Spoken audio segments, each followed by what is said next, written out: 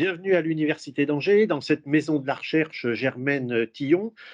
L'Université d'Angers, depuis maintenant plusieurs années, a une politique active de lutte contre les discriminations, pour l'inclusion. Je vous donne un simple exemple. Là, en ce moment, il y a un programme qui vient d'être lancé qui s'appelle ASPI Friendly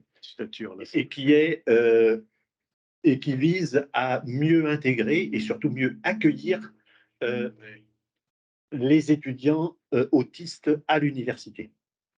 Euh, je prends la parole aussi en tant que professeur d'histoire contemporaine, responsable du pôle universitaire ligérien d'études sur l'enfance et la jeunesse, qu'on appelle Enjeu. Ce pôle, il regroupe sur les universités d'Angers, de Nantes et du Mans. On va régler le son, mais je continue à parler pendant ce temps-là. Il regroupe environ 80 enseignants-chercheurs et chercheurs, une douzaine de laboratoires, des sciences humaines et sociales, ça va de la littérature jusqu'aux sciences de l'ingénieur en passant par la santé. Et notre objet, c'est véritablement d'aborder la question de l'enfance et de la jeunesse, les questions, euh, à partir d'un angle très pluridisciplinaire, interdisciplinaire, et de considérer l'enfant comme un tout, si vous voulez. Et évidemment, dans les différentes thématiques qui sont les nôtres, on développe de la recherche, c'est-à-dire évidemment des thèses, des post-doctorats. On en a un en ce moment, notamment sur la question de l'adoption internationale, qui a une grosse actualité en ce moment. Euh, et puis, on développe un certain nombre de programmes de recherche liés avec l'ANR, bien sûr, ou avec d'autres financeurs. Et puis, on a aussi une action de formation qui est importante, avec des DU, notamment un DU droit de l'enfant et pratiques professionnelles, dans lequel, évidemment, le handicap, et j'y viens, bien sûr, a toute sa place. Et puis, on est en train de construire aussi un master pluridisciplinaire, études sur l'enfance et la jeunesse, une formation qui n'existe nulle part en France encore, qui existe dans d'autres pays européens, hein, des masters en Child Studies. Et donc là aussi, toute la question du handicap, de l'inclusion, a toute sa place. Et puis surtout, enfin surtout, non, mais aussi, dans ce pôle universitaire ligérien d'études sur l'enfance et la jeunesse, on, on a des actions, nous, qu'on appelle d'innovation sociétale, c'est-à-dire de faire en sorte que les recherches que nous faisons eh bien, infusent, se diffusent dans la société. Et pour ça, on travaille avec beaucoup d'associations. Il y en a aujourd'hui qui sont là. Et demain, je vous prends un exemple. Il y a quelques années, par exemple, avec une association de parents d'enfants atteints de la neurofibromatose F1, eh bien, on a conçu ensemble une BD pour faire connaître mieux cette maladie de neurofibromatose F1. Donc, ce lien avec les associations, avec les personnes concernées, pour nous est très important. Dans le cadre de ce pôle, on a une chaire qui s'appelle Parole et pouvoir d'agir des enfants et des jeunes. Et vous voyez que j'arrive tout doucement vers les mots et les termes de l'intitulé du colloque. Et dans ce cadre-là, on avait lancé il y a quelques années un appel à candidature, si vous voulez, pour un projet sur le Centre international de l'enfance, qui a été créé par Robert Debré en 1949, qui a créé 2 ans avant la CESEP, la société qui s'intéresse toujours d'ailleurs, à la question des enfants poliomyélites.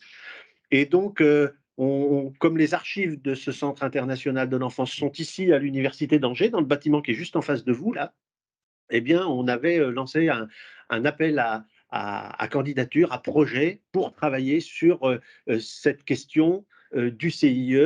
Et puis Suzanne, qui va se présenter tout à l'heure, mais qui est là et qui est l'organisatrice de ce colloque, eh bien, a répondu à cet appel. On a discuté pour construire un projet qui a croisé le CIE, le Centre international de l'enfance, et puis la question du handicap.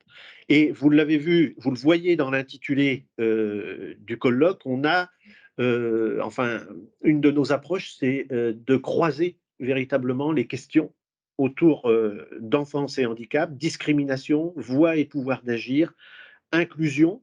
On a là tous les mots-clés du colloque et je vais laisser maintenant la parole à Suzanne qui va vous faire une véritable introduction, après ces quelques mots de bienvenue et de présentation, une véritable introduction aux travaux de notre colloque. Merci beaucoup, Yves. Ici, c'est bon. Ah bon. Alors, Donc, comme le disait Yves Dénéchère, le colloque s'inscrit dans le cadre d'une bourse de recherche qui s'appelle les Actions Marie Sklodowska-Curie et qui est financée par l'Union européenne. Et donc, c'est donc dans le cadre de cette bourse de recherche que nous avons pu organiser aujourd'hui ce colloque, et aujourd'hui et demain pour cet événement. Et également, l'événement est porté par le laboratoire THEMOS de l'Université d'Angers et la chaire Enjeux autour de l'enfance, des études de l'enfance.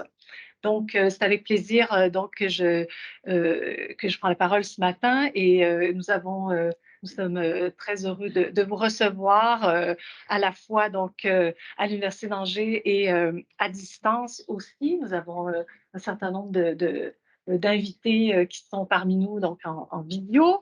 Le colloque donc vise à offrir un espace d'échange interdisciplinaire et inclusif autour de la thématique de l'enfance et du handicap. Nous avons l'intention, le but de créer des ponts et un dialogue entre les études du handicap, mais aussi les études de la psychiatrie, les études de la surdité, donc de créer des comparaisons et des ponts entre ces différents champs d'études.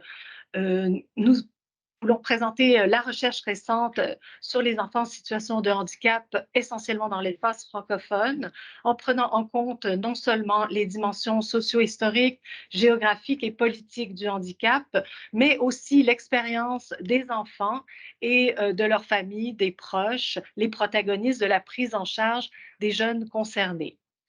Les questions à envisager au cours de ce colloque sont multiples et interrogent les convergences et les divergences entre la construction de l'enfance et celle du handicap. Souvent, il est difficile de cerner ce qui relève d'une problématique de l'enfance et d'une problématique du handicap. En fait, les chercheurs ont souvent tenté de déterminer ce qui prédomine lorsque l'on appréhende ces questions. Est-ce que c'est d'abord la question de l'enfance ou celle du handicap? Selon le sociologue Éric Plaisance, par exemple, chez l'enfant handicapé, la représentation de l'enfance tend à être subordonnée à celle du handicap qui prédomine. Perçus comme handicapés avant d'être reconnus ou anormaux, inadaptés selon les périodes, avant d'être reconnus comme des enfants, les jeunes en situation de handicap se voient souvent nier l'expression de leurs droits. On s'accorde en général pour leur accorder le droit à la protection, puisqu'ils sont perçus comme des êtres excessivement fragiles, mais plus difficilement à leur accorder le droit de parole et le droit de faire des choix. Les chercheurs ont montré l'omniprésence de ce thème de la vulnérabilité, d'ailleurs, qui sera appréhendé ce matin lors de la première séance. Les discours présentent souvent une image misérabiliste en insistant sur leur double fragilité, à la fois comme enfant et comme personne ayant une incapacité. Pourtant, en parallèle de cette image, eh bien, l'enfant est aussi appréhendé comme un futur citoyen et comme le symbolise l'accès de l'enfant au statut de sujet de droit avec l'adoption de la Convention internationale des droits de l'enfant en 1989, dont nous parlera Hervé Rial dans la première séance dans quelques minutes. Donc, la conférence propose aussi de décloisonner les recherches sur le handicap en privilégiant une approche pluridisciplinaire et intersectionnelle, tout en considérant le handicap comme un construit social dont les définitions et les perceptions se sont transformées au cours des décennies. Ces journées d'études s'intéressent aussi à la catégorie du genre. Les interrelations entre le genre et le handicap permettent en effet d'éclairer la manière dont fonctionnent les mécanismes de discrimination fondés sur le sexe et sur une incapacité. Nous aurons donc à cet égard le plaisir d'entendre la chercheuse Maria Makaba, dont la conférence ce soir porte sur ce thème croisé du handicap et du genre à travers l'histoire des représentations des déficiences physiques chez les filles et les garçons. L'historien Gildas Bréguin s'intéressera pour sa part aux trajectoires des filles aveugles dans les institutions spécialisées et notamment la formation professionnelle genrée qu'elles y ont reçue. Soulignons aussi l'importance d'étendre ces études à des contextes non occidentaux. Un plus grand dialogue entre les pays du Sud et du Nord donnera en effet à cette enfance handicapée un caractère plus nuancé, capable de saisir toutes les ambiguïtés et la pluralité qui la caractérisent. Euh, dans des contextes donc, géographiques différents. Ce thème sera notamment abordé par Andrea Balderas, qui a étudié les enfants autochtones en situation de handicap dans la communauté Nahua au sud du Mexique. Donc, comme vous pouvez le constater dans le programme, ces journées d'études font aussi la part belle à des perspectives croisées et transnationales, notamment entre le Maroc, la Tunisie, le Québec, la France, mais aussi le Japon et le Mexique. Donc, une seconde encore. Les recherches récentes reconnaissent aux enfants un statut donc d'acteur social, une capacité d'agir dans leur monde, de transformer ce qui les entoure, de prendre place même comme coproducteur dans les recherches. Ainsi, l'enfant a acquis une voix, un statut de personne et de sujet.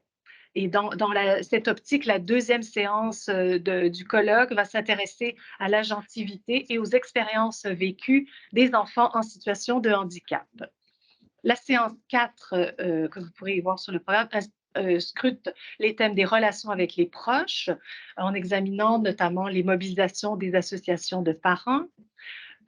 Et dans l'ensemble, le colloque aborde les multiples aspects de la vie des enfants, notamment les parcours de soins et de réadaptation, la scolarisation à travers des dynamiques de discrimination et d'inclusion qui seront au cœur des discussions de la journée de demain